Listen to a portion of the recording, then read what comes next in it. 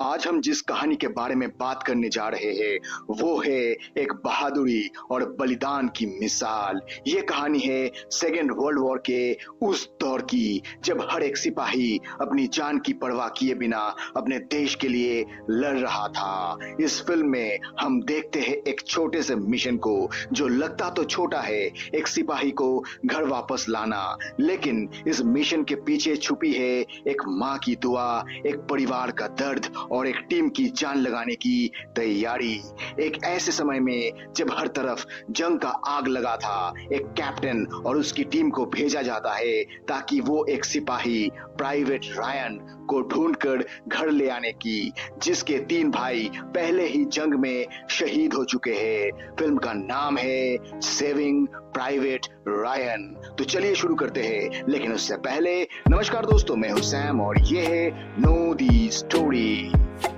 Film की शुरुआत होती है एक बूढ़े आदमी के साथ जो एक शांति भरे वॉर सिमेट्री में खड़ा है। उसकी आंखों में दर्द और यादों का बोझ है। ये आदमी है प्राइवेट जेम्स रायन, जिसे आगे चलकर हमारी कहानी में मिलेंगे। फिर सीन फ्लैशबैक में चला जाता है 6 जून 1944, जिसे हम डी डे के नाम से जानते हैं, वर्ल्ड वॉर 2 का सबसे बड़ा और इम्पोर्टेंट दिन। कैप्टन जॉन मिलर और उनकी टीम के साथ अमेरिकन सोल्जर्स नॉर्मैंडी के ओमाहा बीच पर लैंड करने जा रहे हैं। पोर्ट में सबके चेहरे पर टेंशन, डर और थोड़ी सी हिम्मत भी दिख रही होती है। जैसे ही बोट का गेट खुलता है, जर्मन आर्मी के सोल्जर्स ने ऑलरेडी अपनी पोजीशंस ले रखी होती है और वो तेज गोलियां बरसाते हैं। हर तरफ खून ही खून है, लोग गिर रहे हैं, कुछ अपने दोस्तों को संभालते हैं और कैप्टन मिलर अपनी टीम को ऑर्डर देकर सिचुएशन संभालते हैं। इस बीच लैंडिंग के दौरान कैप्टन मिलर का दिमाग तेजी से चल रहा होता है, क्योंकि उन्हें अपनी टीम को सेफ पॉइंट तक ले जाना होता है, जबकि हर तरफ मौत का खतरा होता है। ओमाहा बीच के खूनी संघर्ष के बाद कैप्टन जॉन मिलर अपनी टीम के साथ थोड़ी देर के लिए रेस्ट ले रहा होता है, लेकिन एक खास ऑर्डर उन्हें मिलता है जो पूरी टीम की जिंदगी बदल के रख देता है। उन्हें एक ऐसा मिशन दिया जाता है जिसमें उन्हें प्राइवेट जेम्स रायन को ढूंढना है, एक ऐसे जवान को जिसे घर वापस भेजना है। पर क्यों? क्योंकि प्राइवेट रायन के 3 बड़े भाई पहले ही जंग में शहीद हो चुके हैं और अब सरकार चाहती है कि मां की खुशी के लिए उस छोटे भाई को वापस घर भेज दिया जाए। ये एक बहुत ही इमोशनल और सेंसिटिव मिशन है, क्योंकि ये सिर्फ एक सोल्जर की जिंदगी नहीं बल्कि एक पूरी परिवार की उम्मीद है। कैप्टन मिलर को ये मिशन मिलने के बाद वो अपनी टीम के साथ प्लानिंग शुरू करता है। ये टीम सिर्फ एक सोल्जर्स का झुंड नहीं बल्कि हर एक मेंबर का अपना एक स्पेशल रोल होता है। एक ट्रांसलेटर जो जर्मन और फ्रेंच जुबान समझता है, एक स्नाइपर जो दूर से दुश्मन को निशाना बनाता है, एक मेडिक जो जख्मी सोल्जर्स की जान बचाता है और कई और स्पेशलिस्ट। मिशन के दौरान उन्हें पता चलता है कि प्राइवेट रायन एक ब्रिज के पास है जहां दुश्मन की ताकत भी काफी ज्यादा है। कैप्टन मिलर को समझ आता है कि सिर्फ रायन को बचाना ही नहीं बल्कि अपनी टीम को भी सुरक्षित रखना भी बहुत जरूरी है। कैप्टन मिलर और उसकी टीम अपने मिशन पर आगे बढ़ते हैं और उन्हें पता चलता है कि प्राइवेट रायन एक ऐसे ब्रिज के पास है जो बहुत स्ट्रेटेजिक इंपॉर्टेंस रखता है। ये ब्रिज अमेरिकन फोर्सेस के लिए बहुत जरूरी है, लेकिन जर्मन आर्मी ने इस जगह को काफी अच्छी तरीके से घेर कर रखा है। मतलब यहाँ से दुश्मन के हमले रोकना या ये ब्रिज बचाना मिशन की सक्सेस के लिए बहुत मायने रखता है। जब टीम ब्रिज के पास पहुंचती है तो उन्हें सामना करना पड़ता है एक खतरनाक लड़ाई का। जर्मन सोल्जर्स ने टैंक्स और मशीन गन्स के साथ अपनी पोजीशन मजबूत बना रखी होती है। ऐसे में कैप्टन मिलर और उनके सोल्जर्स को अपनी पूरी स्ट्रेटेजी और हिम्मत दिखानी पड़ती है। इस सीन में हम देखते हैं कि किस तरह स्नाइपर अपनी स्किल का इस्तेमाल करते हुए दुश्मन के सोल्जर्स को निशाना बनाता है और कैप्टन मिलर अपने टीम को मोटिवेट करता है। लेकिन इस जंग में सब कुछ इतना आसान नहीं होता। कई सोल्जर्स गोली लगने से जख्मी हो जाते हैं, कुछ अपनी जान तक दे देते हैं। कैप्टन मिलर का एक बहुत करीबी साथी क्लिफोर्ड भी इस जंग में गोली लगने से शहीद हो जाता है। ये पल सबके लिए बहुत दुखदायक होता है। कैप्टन मिलर अपनी आंखों में दर्द और दुख लेकर भी अपनी टीम को संभालता है और आगे बढ़ने के लिए तैयार करता है। उनका फोकस सिर्फ एक चीज पर है, मिशन को पूरा करना और प्राइवेट रायन को बचाना।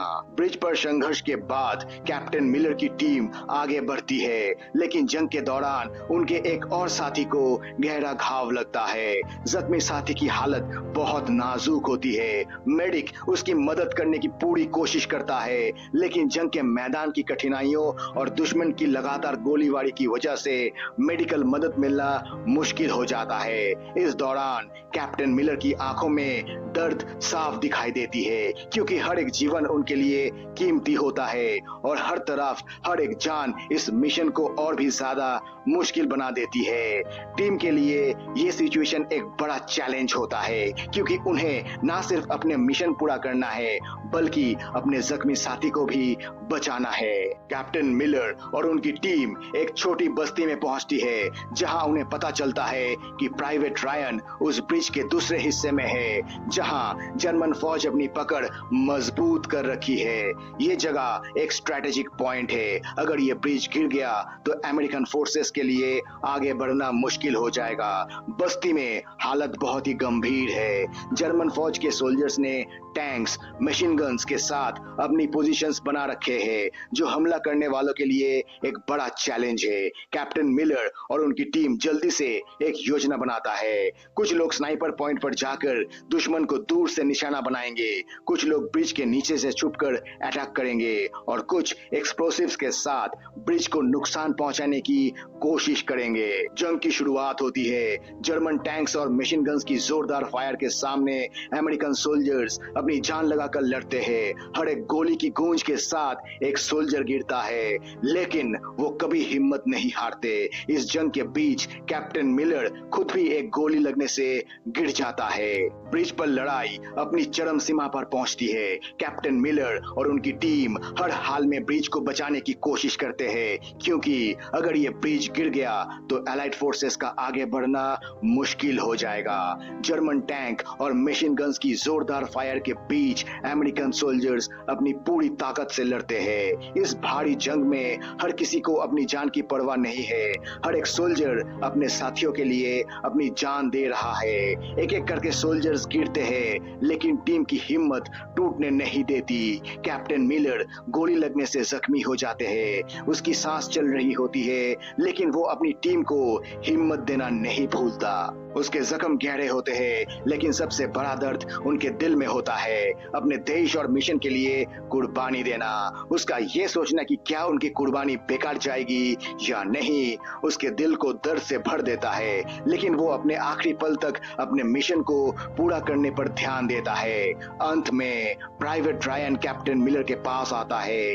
कैप्टन अपनी आखिरी सांस लेते हुए उसे कहता है, अर्न दिस, अर्न इट, मतलब अपनी जिंदगी की कदर करो, मेरी कुर्बानी का मान रखो और अपने देश के लिए एक अच्छा इंसान बनो। जब हमारे सामने वो दिल छू लेने वाला फ्लैशबैक खत्म होता है, तो हम वापस आते हैं उस बूढ़े आदमी के पास जो पहले ग्रेवयार्ड में खड़ा था। ये बूढ़ा आदमी कोई और नहीं बल्कि वही प्राइवेट जेम्स रायन है, जिसे कैप्टन मिलर ने अपने मिशन में बचाया था। वो ग्रेवयार्ड में अपनी साथी सिपाहियों की कब्र पर खड़ा है, जिनके साथ उसने जंग में अपने अनमोल पल बिताए थे। उसकी आंखों में आंसू होते हैं और वो अपने दिल में कैप्टन मिलर की कुर्बानी को याद करता है। रायन अपनी जिंदगी की जिम्मेदारी समझता है। कैप्टन मिलर ने उसके लिए अपनी जान दी थी, इसलिए अब रायन के ऊपर भी फर्ज है कि वो अपनी जिंदगी का पूरा इस्तेमाल करे, उस कुर्बानी का सम्मान करे। सेविंग प्राइवेट रायन एक ऐसी फिल्म है जो हमें दिखाती है कि जंग सिर्फ लड़ाई नहीं बल्कि इंसानियत, सैक्रिफाइस और दोस्ती का सबक भी होता है। ये फिल्म हमें याद दिलाती है कि हर एक सोल्जर के पीछे एक कहानी होती है और उनके बलिदान को कभी नहीं भूलना चाहिए। तो दोस्तों, अगर आपको ये कहानी पसंद आई हो तो वीडियो को लाइक करें, अपने दोस्तों के साथ शेयर करें और ऐसे ही और मूवी एक्सप्लेनेशंस के लिए हमारे channel know the story Hindi को सब्सक्राइब करना ना भूले। आपका एक सब्सक्राइब हमें और कहानियां सुनाने के लिए प्रेरित करता है। मिलते हैं अगले वीडियो में एक और दिल छू लेने वाली कहानी के साथ। तब तक के लिए अपना ख्याल रखिए। धन्यवाद।